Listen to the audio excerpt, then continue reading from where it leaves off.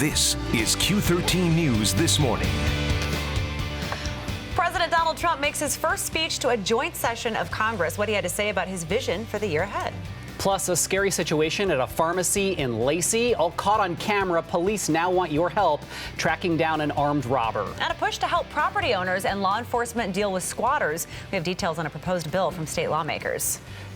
Good morning. I'm Travis Mayfield. And I'm Casey Aitchison, and MJ's been keeping track of that forecast, which has changed quite a bit this week. Yeah, we started out with snow showers and icy roads, and today it's mild-ish. It's 44 degrees when our normal low is 37. No problem with ice this morning, just cloudy out there right now in Seattle. The camera's moving. It's kind of breezy. I think that'll be the biggest deal today for a lot of us, are the breezy conditions. We do have scattered rain showers around the downtown area, which is rain shadowed at this moment, meaning not raining, and some snow showers in the mountains where they belong. Just cloudy and 44 right now with a chance of a shower today, so jacket with a hood, a good idea as you step out the door. I'll check the coming weather in just a bit. Right now, Adam's here with our commute. Taking a look at the 520 floating bridge, we see either direction moving a little bit better now across the water, and that's kind of a welcome relief. We've also seen the stress continue for drivers, though getting into downtown Seattle, either direction of I-5 right into the downtown core. South 405 has that sloppiness right in through Totem Lake and a little in towards Kirkland. North 405 slugs it out through the Renton curves and 90 out of Issaquah. That is also that still tougher go as drivers get in towards 405. Guys, back over to you.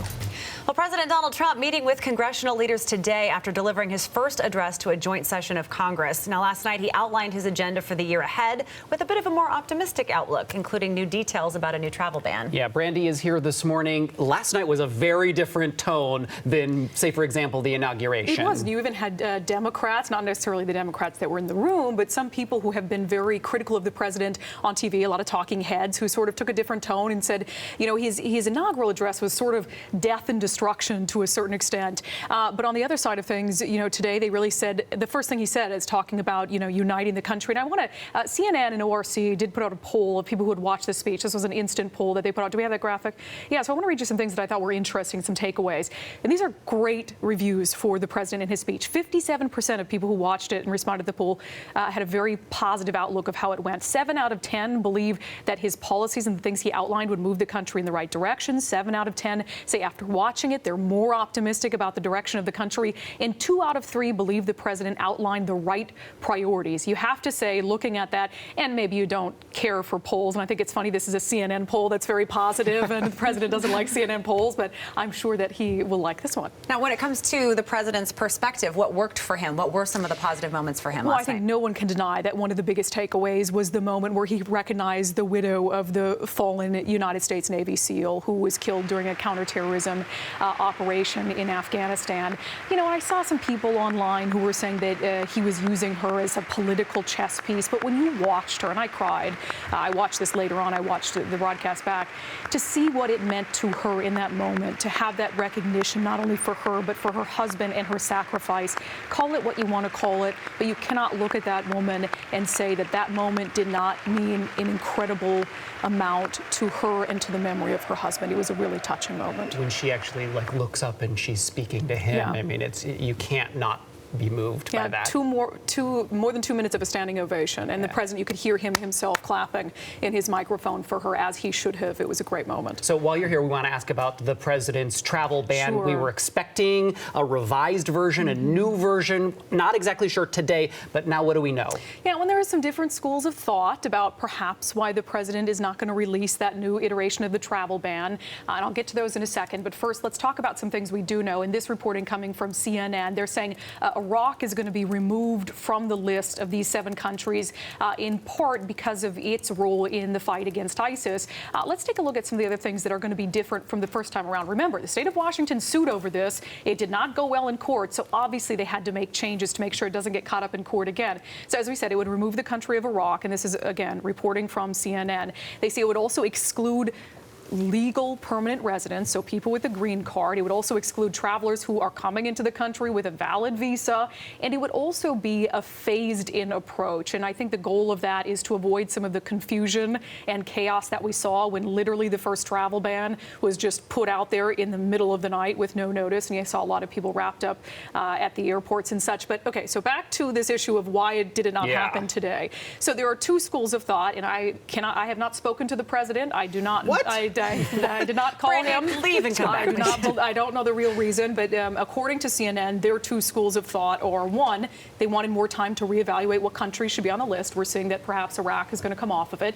But also CNN quoting a top official in the administration saying, honestly, the president sort of wanted to ride the high from the success of his speech yesterday. Obviously, there are going to be critics of the travel ban when it comes out, regardless of what iteration it comes out in. And so perhaps they wanted to give some separation there from the success of the speech to something that is going to be controversial and give it a couple more days to take effect. And maybe learning some lessons from the sort of whirlwind of the first couple of days or first couple of weeks where we didn't know what to focus on in the media. Here we can focus on the speech, which is getting glowing reviews. Right, and obviously we will focus on the travel ban when it comes out. It has a tie to our state, considering we are wrapped up in a legal battle over the first one, so we're going to have to know what the second one entails. So we will see when it's going to be out. We're told perhaps later this week. All right, Brandy, thank you. Yeah. Thank you very much. So Lacey police are trying to identify an armed robber caught on camera. Take a look at this. It happened Friday night at a Walgreens store at the pharmacy. This is the surveillance video. As you can see here, the man waves a handgun at 3 employees, just a brazen move, ordering them to the ground before climbing over the counter. You just saw that. Detectives say the man stuffed pills into a bag, into his pockets, all before leaving the store. Now, here's the best description we have of all of this. Very tall white male between 6'5" and 6'8", so really tall. Husky build, say detectives, shaggy brown hair. That's the number on your screen, 1-800-222-TIPS, or use that P3 Tips app if you can help them solve this crime. Also wanted to tell you this morning about a group of lawmakers. They're working to try to pass a bill that would give property owners more rights and give more power to law enforcement when it comes to dealing with squatters. Yeah, it would allow police to arrest an alleged squatter just for trespassing. State Senator Hans Zeiger says in the past, police had to wait for a crime to be committed first.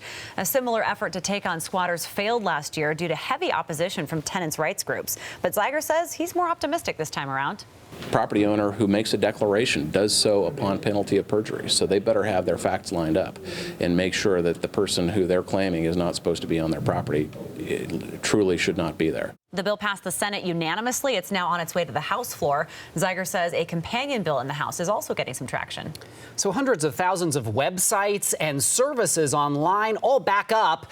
This includes Netflix, Spotify, BuzzFeed. There was a big outage in the Amazon cloud storage service yesterday that caused all this chaos. Now, businesses that use Amazon's cloud services, they store information like videos, images, databases, all so that it can be accessed through the internet. Now, the outage lasted at least 4 hours. It totally slowed things down across the internet, so your phone was just making you crazy. Amazon Seattle-based company, obviously, tracking the problem to an East Coast location, but at this moment, they've not really said much about what caused this outage. After 2 separate incidents, Facebook now working to prevent suicides on its live streaming service. Starting today, Facebook will integrate real-time suicide prevention tools into Facebook Live. Artificial intelligence will look for warning signs, things like posts with suicide or self-injury in them. A human team will review the information and then contact those thought to be at risk. But also starting today, live chat support from crisis support organizations like the National Suicide Prevention Lifeline and the Crisis Text Line. Those will be available through Facebook Messenger. Almost 1 week after his multi-million-dollar salary was revealed, the director of Australia's Postal Service is resigning. According to USA Today, an Australian Senate committee revealed Ahmed Fayour was earning the equivalent of $4.3 million US dollars. $4.3 million. The report says that makes his salary 10 times more than the Prime Minister of Australia's. The Australian government defended their postal director's salary. They said, hey, we got to offer something competitive, right? Now, he says he's not resigning because the salary was made public. He says it's just the right time for him to step down after 7 years on the job. And by the way, here in the U.S., our Postal Service director earns $416,000 a year, not in the millions. So how is that competitive if that's what our Postal Service director is making? I know, and I'm trying to think, like, competitive to who? Right. To Bill Gates? To that other Australian, right. like, I don't know. Postal director? Yes. A little awkward. Though I will say that I would take $400,000 a year to be the U.S. Postal director, if you guys are looking, too. like... I mean, right, I could sort some mail. We can split the job and the salary. Sounds like a great idea. Right here.